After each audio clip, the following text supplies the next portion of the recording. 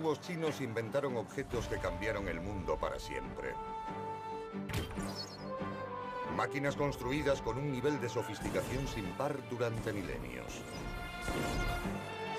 Muchos de sus inventos redefinieron la ingeniería, pero quizás su legado más duradero reside en un área de innovación tecnológica. En el campo de batalla.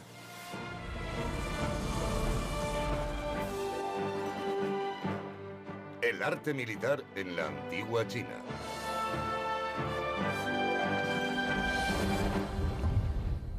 Con más de 6.000 años de antigüedad, China es una de las civilizaciones más antiguas del planeta y hoy presume de tener el mayor ejército del mundo.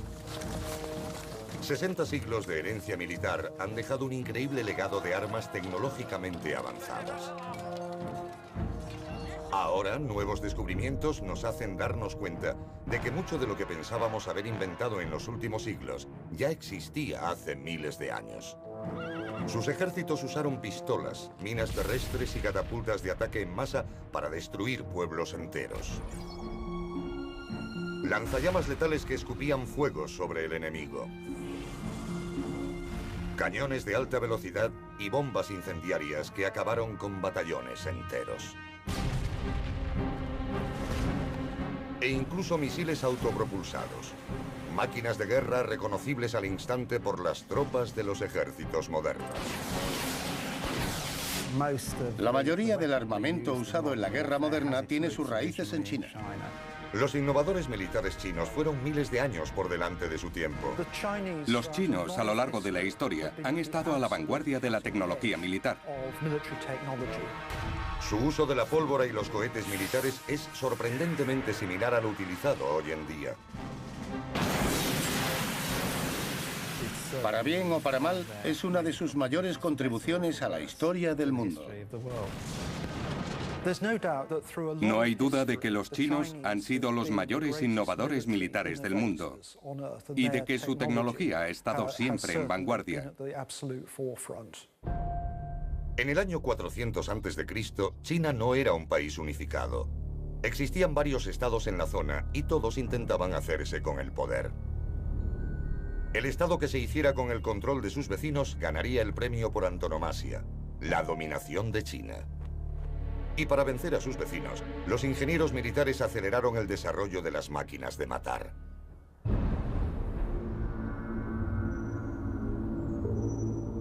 En la Edad de Bronce, alrededor del 800 a.C., el arte de la guerra en China se basaba en el combate cuerpo a cuerpo con la espada. Los herreros chinos hacían grandes progresos trabajando el metal. El resultado fue toda una serie de hachas, cuchillos y espadas, las hojas más letales que el mundo hubiera visto nunca. Se requería de una destreza extraordinaria para hacer una espada china. Forjaban el hierro con carbono para producir hojas muy resistentes insertadas en empuñaduras de exquisita delicadeza. Usaron un ingenioso método para enfriar la hoja en la forja. La mitad se cubría de una sustancia resistente al calor que permitía que el filo se enfriara más rápidamente que la parte media. El resultado era un arma potente y afilada. Su destreza con el metal creció al mismo ritmo que la longitud de las hojas que producían.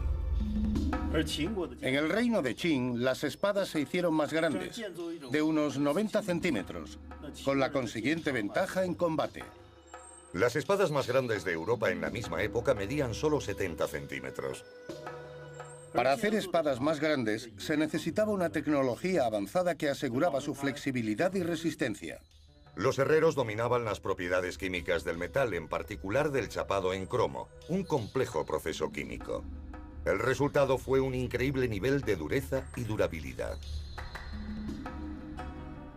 La espada aún brilla y no se ha oxidado en 2200 años. Esto es resultado del chapado en cromo. ¿Cómo pudieron los herreros chinos cromar las hojas de 8 caras? Sin electricidad, el cromado se tuvo que hacer con un método químico. Quizás se bañaron en alguna sustancia rica en cromo, se enterraron con cromo y se calentaron. La respuesta sigue siendo un misterio. Pero incluso después de 2000 años, las espadas tienen la precisión de corte de una navaja moderna. A quemarropa, un espadachín entrenado podía hincar la punta de su espada en el enemigo con una fuerza de 1500 kilos. Suficiente para traspasar carne y huesos. Cada espada tenía 8 caras y cada arista de cada cara está delicadamente trabajada. Lo más importante es que está realmente afilada, tanto como una navaja. En la fábrica de espadas de Tanxi, en Qiping, los artesanos modernos siguen creando estas delicadas armas de la misma manera que hace 2 milenios. El hierro es forjado en superficies calentadas a más de 600 grados, usando solo aire y carbón vegetal. La espada se golpea después con un pesado martillo. Eso aplana la espada, convirtiéndola en una hoja muy fina y endurece el metal. Este proceso, conocido como templado, es repetido una y otra vez en cada fase, consiguiendo que la espada se haga más dura, fina y letal. Se presta atención al más mínimo detalle en las delicadas empuñaduras y el resultado es una exquisita creación, en parte obra de arte, en parte arma mortal. Pero, ¿se empuñaron hojas aún más largas en la antigua China? El doctor Tom Richardson es conservador de las armas reales de Leeds, en Inglaterra. La armería presume de ser una de las mayores colecciones de armas militares del planeta. Aquí se encuentra una de las armas más exclusivas del mundo antiguo, un hacha daga. Era conocida como ge. Este arma puntiaguda, delicadamente concebida, estaba insertada originalmente en un bastón de 3 metros. Hace 2500 años debió infligir mucho daño. Hoy solo se conserva la hoja de bronce. La uña de la parte trasera de la hoja pasa a través del mango. Y estas hendiduras en la parte de atrás de la cuchilla debían sujetarla a la empuñadura. La precisión del diseño del arma aseguraba el perfecto uso de la hoja en el combate cuerpo a cuerpo. Cada golpe podía desatar una fuerza de 3000 kilos. Ser el objetivo de un ataque así debía resultar angustioso. Se colocaban sobre largas empuñaduras. Podemos imaginar el impacto brutal de una de estas cuchillas en el extremo de un largo palo. En el año 1000 después de Cristo, China tenía más de 1000 años y había consolidado su potencia militar. Sus ingenieros y herreros eran ya expertos en crear armas letales.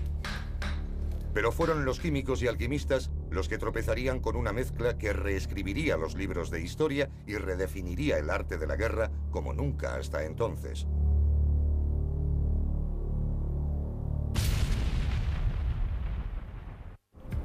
El arte de la guerra no sería reconocible hoy si no hubiera sido por un milenario invento chino.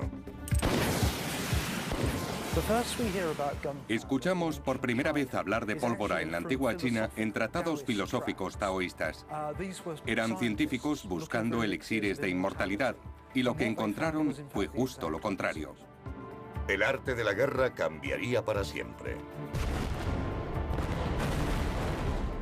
Con la introducción de la pólvora se usaba por primera vez un tipo de energía que no era la fuerza bruta.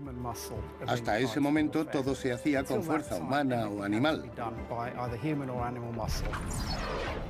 La pólvora aprovechaba la energía química que se podía liberar en un breve espacio de tiempo, dando un enorme poder a los militares.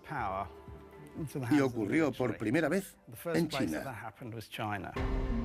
Pero ¿cómo se hizo esta sustancia que cambiaría el mundo? Resulta ser una receta muy sencilla.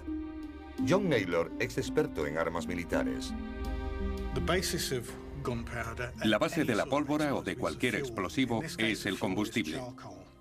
En este caso se trata de carbón vegetal. Hay que molerlo. Normalmente funciona mejor con una mezcla de polvo de carbón vegetal. El carbón en polvo se mezcla con otros 2 productos químicos en unas proporciones exactas. Mezcladas y molidas, al final se obtiene un polvo negro. El cuenco y la cuchara que usa John están hechos de plata pura. John no se arriesga a usar acero o cualquier otro metal que pudiera provocar una chispa al golpearlo. La razón es obvia. Los 3, combinados y mezclados, convirtieron productos químicos inocuos en la fuerza de empuje de la guerra durante casi 1000 años. Habiéndose tropezado con el ingrediente por antonomasia de las armas de guerra, China se dio cuenta de su potencial y lanzó una producción a gran escala. La primera prueba de la producción industrial de pólvora en China data del año 1040 después de Cristo. Su primer uso no fue como explosivo, sino como un componente capaz de producir fuego. La pólvora tiene diferentes propiedades dependiendo de la proporción exacta de sus ingredientes. Las primeras variedades de pólvora no explotaban, simplemente ardían a diferentes velocidades. La aplicación más útil en esa época fue como elemento incendiario lanzado desde una catapulta en el interior de una cubierta de papel que ardería con el impacto o como cerilla, que continuaría quemándose lentamente durante varias horas y que podría mantenerse encendida ante un flujo de aceite inflamable. Con la mezcla adecuada de pólvora, los ingenieros militares desarrollaron una mecha que daría lugar a la aparición de un arma nueva y aterradora: el lanzallamas. Cuando los alemanes usaron por primera vez el lanzallamas en la Primera Guerra Mundial, fue toda una sorpresa para los aliados. Fue el ejemplo de cómo se desarrollaría la guerra moderna. Debió ser una sorpresa para todos darse cuenta de que los lanzallamas llevaban usándose casi 1000 años en China. Lanzar o proyectar fuego no era una táctica nueva. El llamado fuego griego llevaba en uso varios cientos de años, pero el avance chino consistió en producir un flujo continuo de líquido inflamable. Este antiguo lanzallamas fue uno de los primeros en utilizar combustible líquido. Este lanzallamas es de la dinastía Song. Debía usar gasolina, que ya se usaba en China desde tiempo atrás. Las propiedades líquidas de la gasolina implicaban que se pudiera pulverizar con una boquilla. Se inflamaba en la boquilla gracias a un trozo de mecha corta impregnada de pólvora. No fue solo el primer lanzallamas de acción continua, también significó el primer uso de la pólvora en la tecnología militar. Estamos a punto de probar una réplica de esta arma antigua en un lugar remoto de la Inglaterra rural. Richard Gindle es experto en tecnología antigua y está intrigado por el diseño de la mecha de pólvora. Los detalles de la ignición del lanzallamas que encontramos en textos originales nos dicen que se trataba de una combustión lenta que producía muchas chispas, pero que se quemaba relativamente despacio. No habría servido de mucho tener una mecha que se quemara rápidamente, porque se habría consumido y no habría suficiente ignición para mantener un flujo continuo. Pero, ¿qué agente inflamable habrían usado los comandos chinos antiguos en sus armas? Creemos que usaron algo parecido a la gasolina o el queroseno. En este dispositivo yo voy a usar una mezcla de los dos. Con la química de la mecha comprendida, Richard investigó en textos antiguos buscando pistas sobre cómo podría haber sido su funcionamiento. Esta es nuestra reconstrucción del lanzallamas chino. Aquí tenemos básicamente un cilindro de latón. La calidad del latón estaba especificada en los documentos originales. Esto forma el cilindro de una bomba. En el interior hay un pistón de este tamaño. Podría haber sido de bronce o de madera. Iría atado con un cable tenso bien encajado en el cilindro para conseguir suficiente presión. Esto se mueve hacia atrás y hacia adelante porque el tirador también lo hace.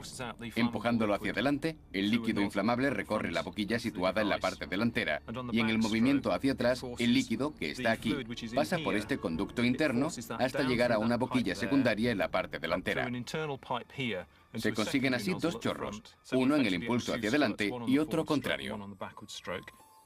En la parte de atrás del lanzallamas hay una extensión del diámetro del cilindro formando lo que llamamos una glándula. Iría rellena de cuerda o cartón con el fin de evitar la pérdida de fluido en el movimiento hacia atrás y proteger al portador del arma. El depósito está en el fondo. En el aparato original todo este tanque habría sido un gran depósito que podría haber albergado hasta 25 litros. Hay una pequeña válvula flexible de latón con una bisagra pivotante.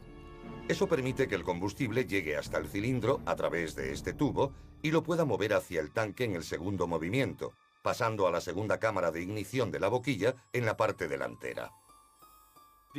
El sistema de ignición tiene un planteamiento ligeramente diferente, porque los textos no son claros sobre su funcionamiento. La mecha tiene que encajar en este pequeño receptáculo interior.